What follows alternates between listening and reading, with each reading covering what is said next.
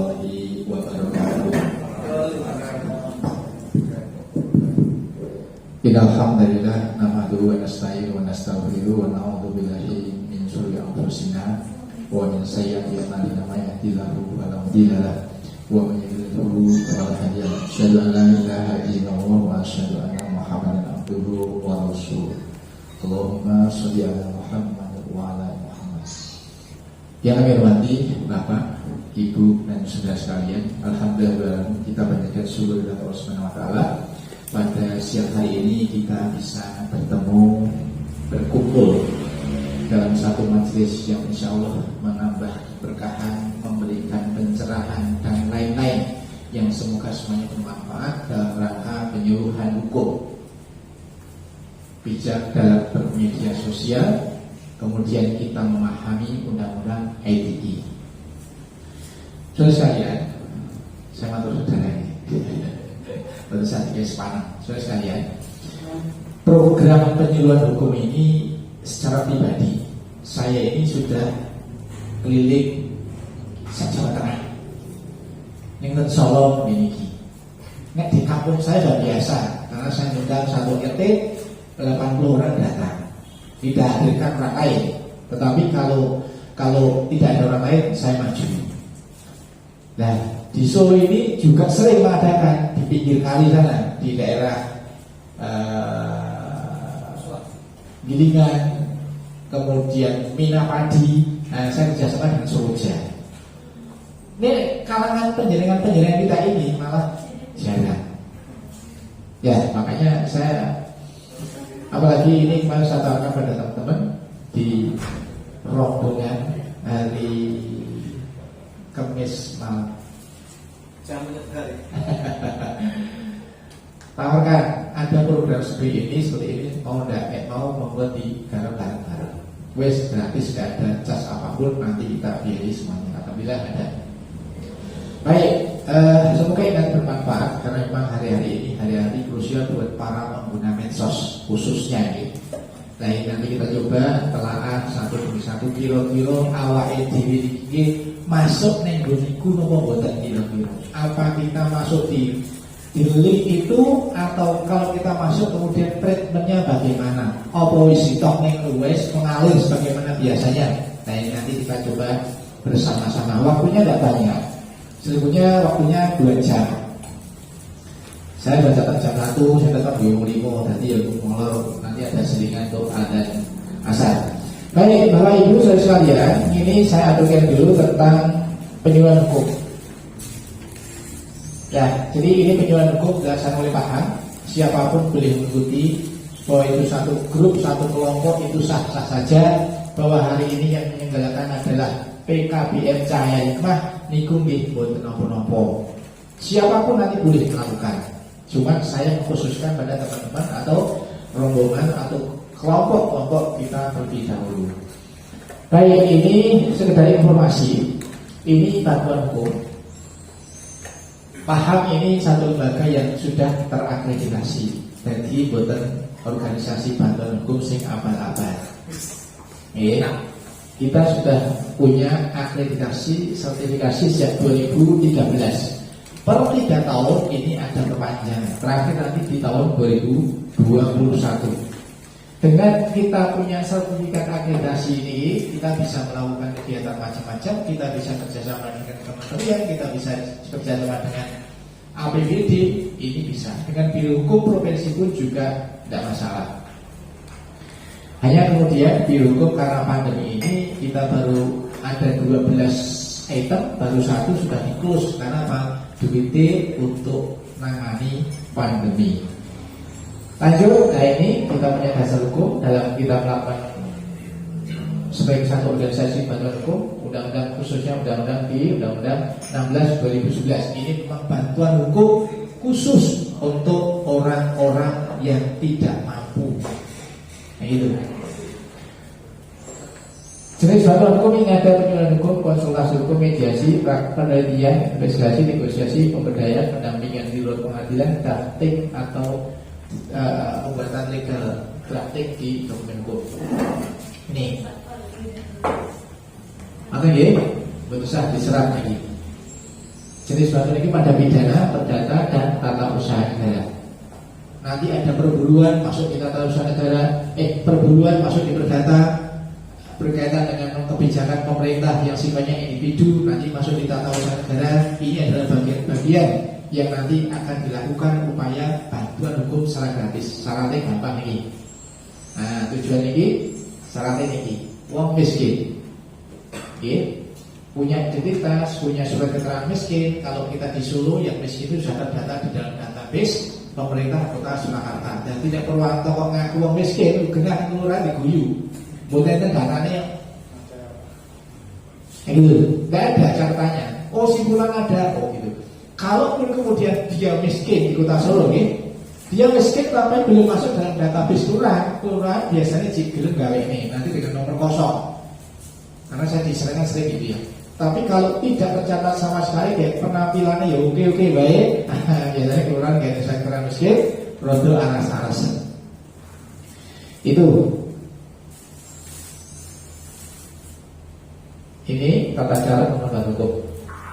Nah, ini sekilas yang saya maksudkan pada penjenengan semuanya, para bapak, para ibu yang hadir. Penjenengan boleh tidak mempunyai masalah hukum dan diharapkan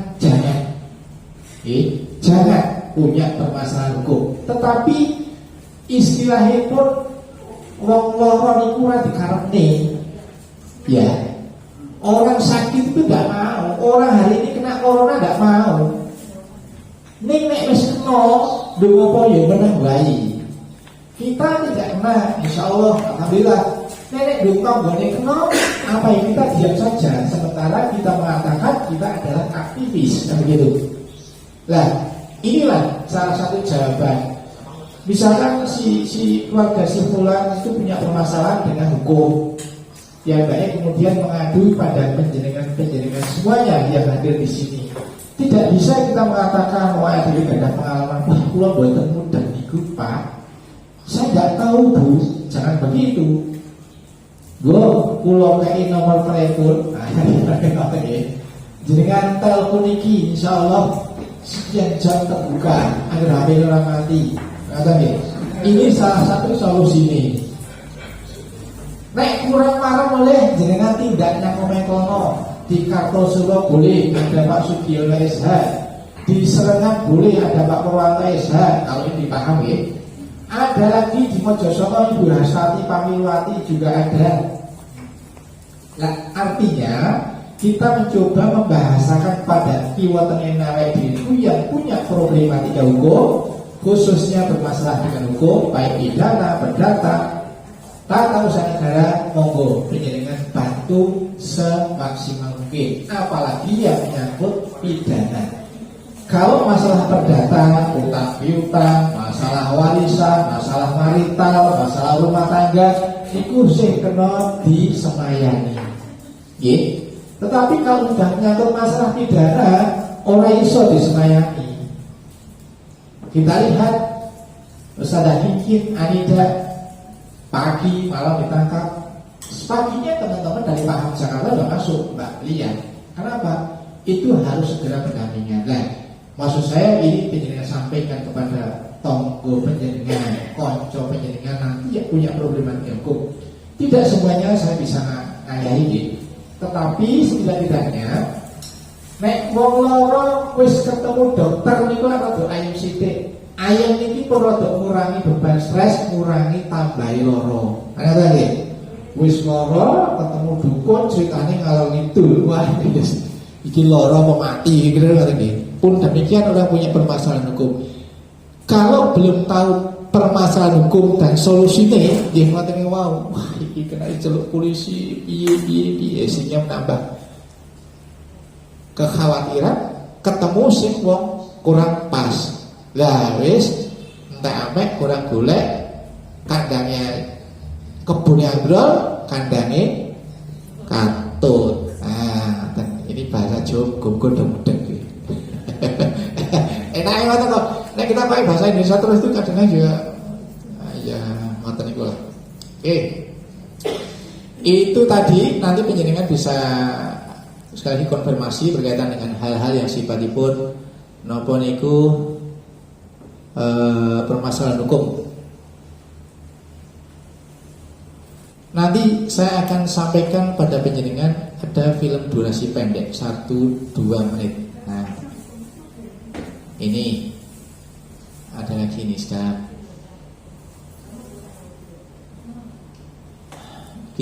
Ampun guys, panas. Pide-pide Pak Wedi ketemu teman di silaturahmi.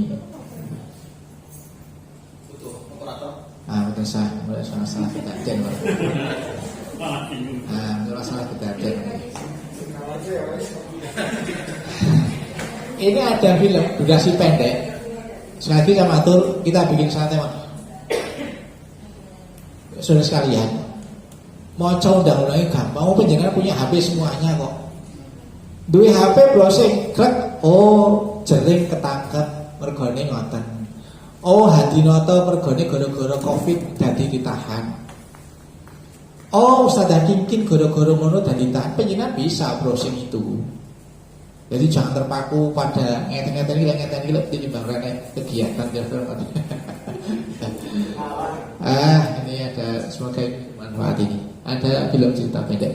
Enten pengeras ya Mas.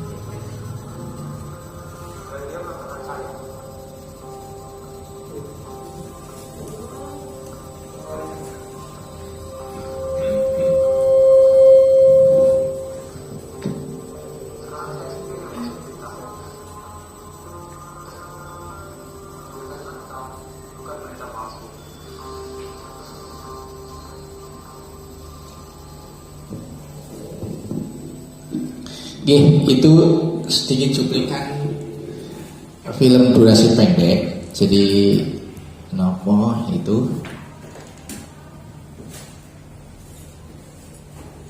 film durasi pendek yang semoga menjadi inspirasi kita dalam menyampaikan satu pemberitaan di media sosial. Nanti ada satu film pendek lagi. Yang ini juga bagus untuk teman-teman. Baik, saudara sekalian, kita pahami yang namanya media sosial itu jenisnya macam-macam. Ini undang-undang media sosial ini diatur. Kita punya dasar hukum dulu. Jadi dalam bermedia sosial kita ini diatur dalam undang-undang yang namanya Undang-Undang Informasi Transaksi Elektronik. Ini dasar hukum dalam kita bermedia sosial. Nah, saya matur, ini penjenengan bisa klik di media apapun. Intinya, mari kita belajar bareng-bareng. Karena di dalam undang-undang ini berbunyi begitu. Itu mungkin nanti akan mengenai siapa lagi yang sering berkomunikasi melalui media sosial. Ini ada peraturan yang mengatur tentang informasi transaksi elektronik. Ini itu nggih. Pengaturan transaksi ini. Nah, aturan ini penjenengan nanti browsing.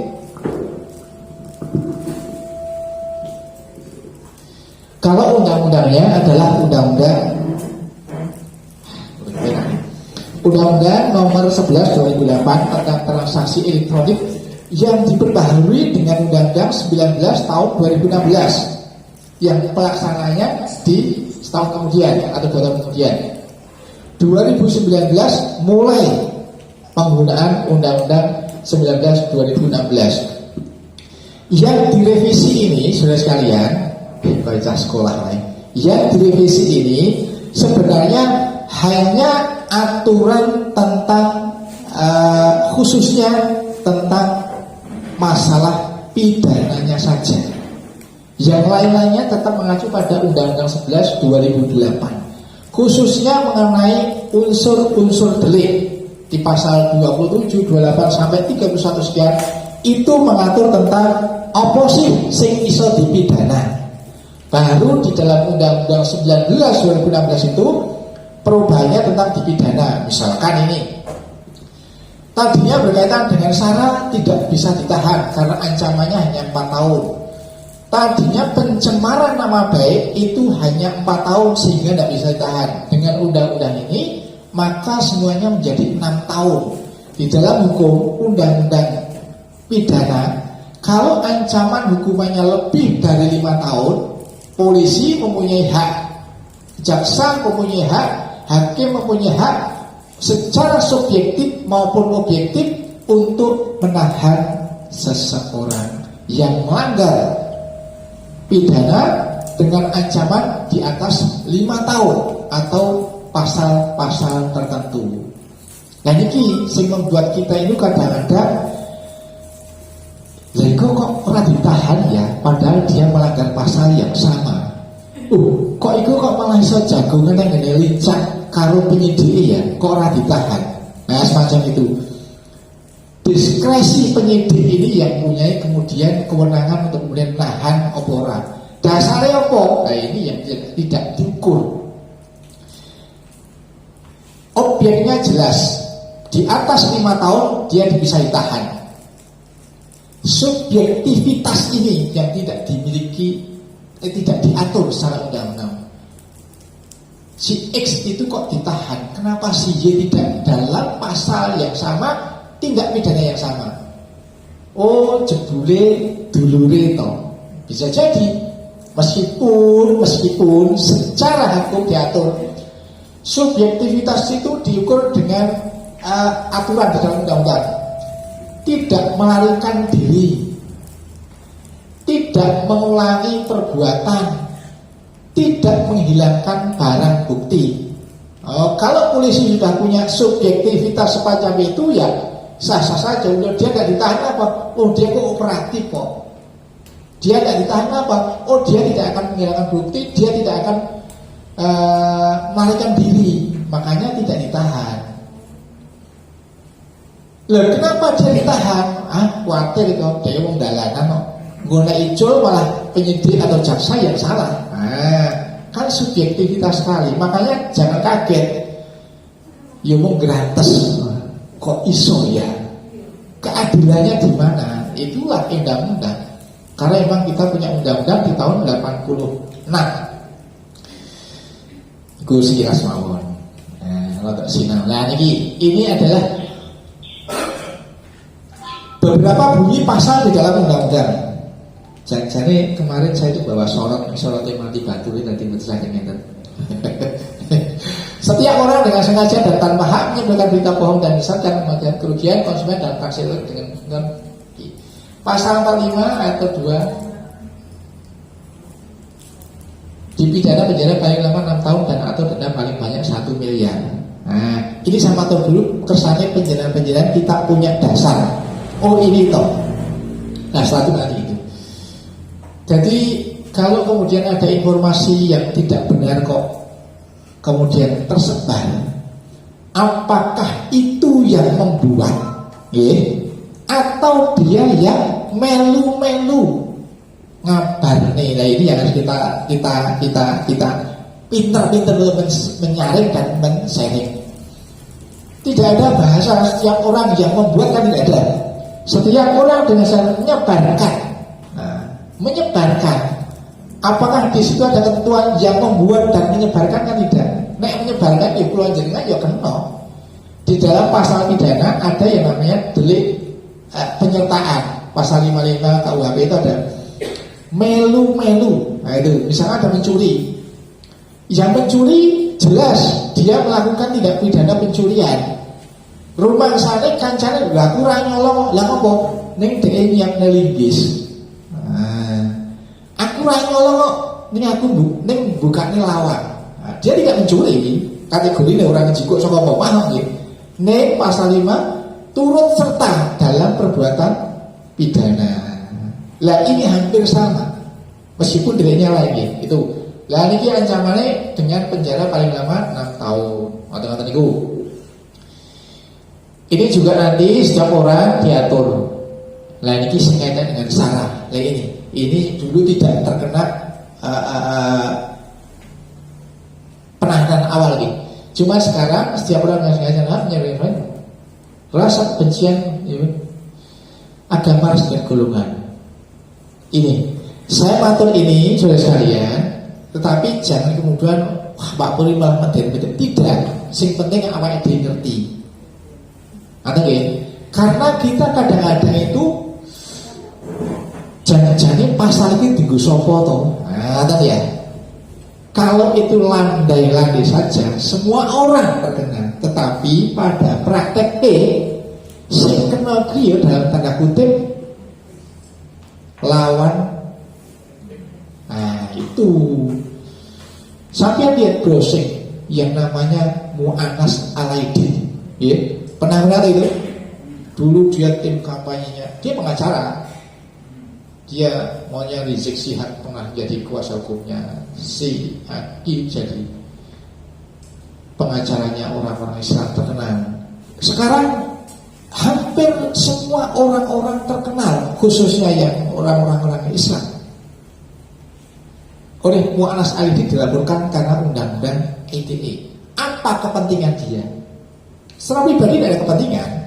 Cuma kemudian dia menjadi tim kampanye pada masa DKI Ahok, kemudian jadi ketua cybercrime. Nah, makanya kemudian browsing nanti banyak orang-orang terkenal yang dilaporkan oleh Mu'anas Al-Aidin. Terakhir itu sih yang punya pondok pesantren di Jawa Barat yang nom-noman itu sing encik itu ya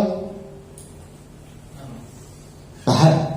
Ah itu Bahar Smith itu juga umum Mu'anas Al-Aidin. Punya kepentingan apa soal? Ya, tapi sekali lagi ini adalah politik dan bayangnya seorang Kinkin Anida itu apa perannya di dalam dunia politik? Dia bukan orang kami, tetapi memang kalau sudah masuk ruang-ruang itu maka ada yang namanya mungkin ya kira-kira awet ini dari komputer itu di cybercrime itu penonton folder folder wong ragakas radio masa. Oh folder di masa, folder masanya banyak. Orang tidak akan berani. Sementara ini deh, kayak Ustaz Mu'in Wilus ngomong-ngomong saya sampai hari aman-aman saja. Hari ini Sahgana Nenggolan kok ora ditahan? Podo masalah. Enggak tahu. Jumhur Hidayat tidak ditahan. Kenapa? Sing ditahan cah cilik-cilik yang di Sumatera. Iya tahu? Sudah, King ini kan tidak punya masa, itu loh. Artinya itu adalah salah satu. Kemudian orang punya tendensi, jangan-jangan ini pasal tadi kan mati pasal karet. Iya, memang kalau dulu subversif di beredar, gantinya subversif ya undang-undang ITE. Ada seseorang, selamat datang, adik-adikku calon teroris. Pernah itu dilaporkan. Apakah ada prosesnya di Purbalingga? Tidak ada sampai hari ini. Itulah kadang-kadang kita ini juga bingung jangan ini pasal itu disopo tuh. Ya apa? Tapi Bismillah. Mau nak ngantar Raisa ya sampai ditakin akhirat itu semua termawon. Nah wes piye? Wong kita tidak bisa berkelit kok. Kapannya mana? Wis ngatane lha wis pilih daripada pusing. Panjenengan hari ini viral seorang ibu-ibu napa niku akhirnya punya tanah Masya Allah, punya tanahnya dihargai 18.000, padahal menurut ketentuannya di situ ada harga sekitar 150.000. Ya sudah, akhirnya enggak jadi.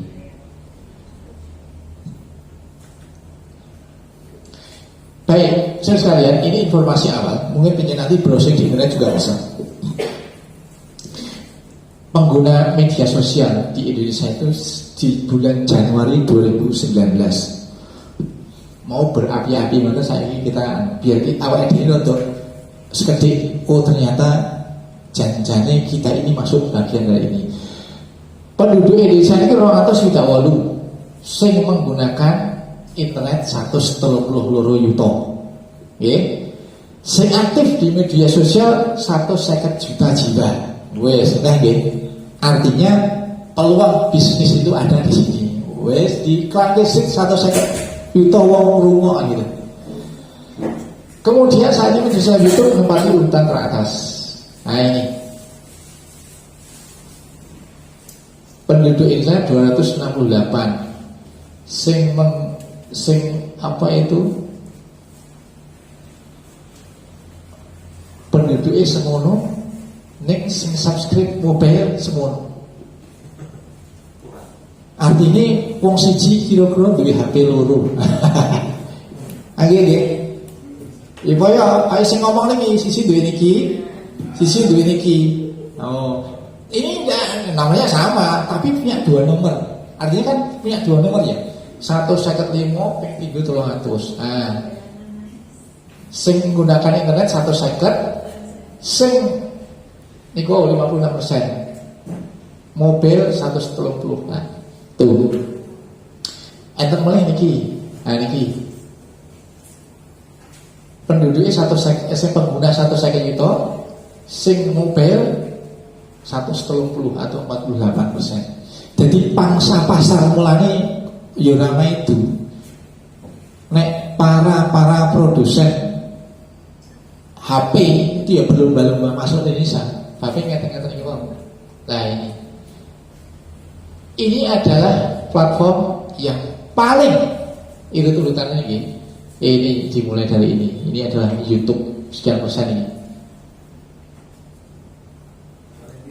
Iya, paling tinggi adalah YouTube. Penggunaannya paling tinggi adalah YouTube. Kemudian apa lagi? Tidak begitu kelihatan saya. WhatsApp, wah ini nomor ini dan seterusnya dan seterusnya. Lain, that's right. Ini adalah nomor itu.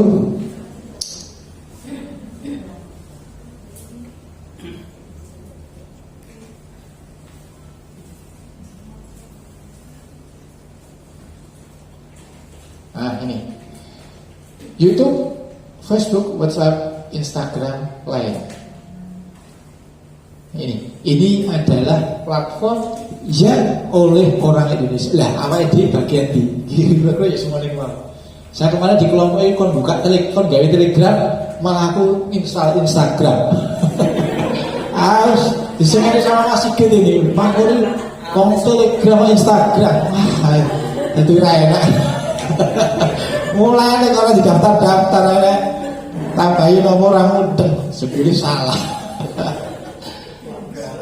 Wah, iya enggak apa, artinya begitulah. Asli ya, waktu kita itu kadang-kadang capek bukannya terus esok tangi turun keluar baru subuhan, mencoba untuk ngaji. Ayo, artinya kemudian syahwat untuk kemudian membuka gadget ini memang luar biasa. Ini ada lagi tapi saya copy belum bisa. Urut-urutan atau usia pengguna berdasarkan usia. Rata-rata yang paling besar adalah 15 sampai 35 tahun. Ini yang penggunaan paling banyak. Ya, karena usia produktif ya. Jadi sekarang itu tidak ada lagi cerita orang di HP. Ya, kita gojek-gojekan di WA itu. Dulu orang sekolah menggunakan HP kon metu. Saiki sekolah orang nggawa HP kon metu. Dan piye bolak-balik zaman. Makanya kadang-kadang kita itu naik nonton TV nontonnya sing disini dunia terbalik. Itu saja. Wes tontonan TV dunia terbalik, tapi itu cerita-cerita satir. Nggih, baik. Ini tadi nggih, itu adalah beberapa informasi awal. Kita menginjak ke cybercrime. Jadi acak nih. Karena yang kita bicarakan ini adalah bagaimana kita aman terhadap penggunaan media sosial. Dalam bermedia sosial, saudara sekalian, kita ini mungkin sadar atau tidak sadar melakukan satu kejahatan di dunia maya, atau beberapa jenis kejahatan di dunia maya atau yang namanya cybercrime ini bisa kita lihat. Nah, ini saya lihat ini. Dunia maya atau media sosial, dan saya sampaikan ada WhatsApp, ada Facebook, ada YouTube dan seterusnya, termasuk WA dan seterusnya ini. Cybercrime kembali, kejahatan yang dilakukan dunia maya dengan memanfaatkan teknologi komputer dan internet. Nah ini, apapun ya, ini adalah bentuk pelanggaran dalam dunia maya. Nah ini contohnya di dunia maya, kejahatan atau tindak pidana di dunia maya. Salah satunya dari sekian nanti adalah cyberbullying. Nah, suatu tindakan yang dilakukan oleh seorang melalui pesan teks, email, pesan gambar atau video kemudian untuk mengolok, maki-maki dan mengancam. Nah ini, kadang kita tidak sadar dalam gojek-gojekan. Oh, si fulan iku awake kaya tong, misalkan gitu ya. Oh, si fulan iku awake kaya jiting. Jiting tahu tuh jiting. Nah, jasa ini jiting itu kenapa Pak? Oh. Saya itu punya anak mahasiswa WMS membuat legal drafting di pengadilan. Kita berbicara mengenai, oh kamu ditundung lu mau? Dia tanya, ditundung itu apa toh Pak? Gede, umur 11 tahun. Ditundung itu apa Pak? Gede-gede. Yo, tundungi makan enak. Cyberbullying, ya. Jadi mungkin di beberapa WA itu mungkin olok-olok ini adalah bentuk tindak pidana kejahatan. Nah ini harus kita hindari. Ya, bagaimanapun seseorang akan merasa terlecehkan. Ya wis bener nek duwe lara iku, ya wis bener nek duwe bodi iku, ya wis bener nek duwe sesuatu yang disampaikan. Tapi kalau kemudian muncul dalam dunia maya, ini nanti mungkinnya adalah semacam ini. Lekoto nek bahasa Jawa niki. Nah, lekoto ngolok nggih niku. Sekarang Mas Udi. Alhamdulillah. Cyberbullying, jenis-jenis kejahatan. Yang lainnya hoax. Nah ini. Hoax ini adalah berita bohong. Nah hari ini menyebarkan informasi dalam jelas dan jelas seolah-olah benar adanya. Nah ini yang patut benar-benar harus kita pahami dan sikapi. Karena peristiwa ini bisa jadi seseorang itu menjadi tidak di rumah selama 4 bulan. Apa? Bapak ditahan polisi. Karena menginformasikan ini sehingga keluarga menjadi kacau, misalnya semacam itu. Karena apa? Karena kita andil dalam penyebaran informasi yang tidak benar atau berita hoax niku mau. Memang agak susah, saudara sekalian. Nanti ada lagi sebenarnya bagaimana sih cara mengetahuinya, misalnya semacam itu. Menyebarkan informasi palsu. Kita tidak membuat, tetapi kita menyebarkan. Ini yang harus pahami, makanya harus hati-hati. Bulan Juni 2019, saya ini mendampingi seorang pesohor di Wonogiri dari kalangan AWD, dari kalangan partai X. Paham tak segala maksud? Dia pesohor, dia seorang yang terkenal di Wonogiri. Apa postingannya? Postingannya ini saya sampaikan biar nanti penjenengan bahasannya ngeten. Ada semacam logo banner PDIP tidak butuh suara umat Islam. Nah, itu tulisannya semacam itu. Tidak ada sumber di situ. Dia posting di grup webnya loh ya, grupnya sendiri ya, di kalangan pesohor-pesohor itu. Nah ini juga harus hati-hati. Dia merasa kalangan pesohor itu podo karo awakku, sehingga tidak punya pikiran engkau bakal disebarin yang di wong liya atau bakal dilaporkan polisi.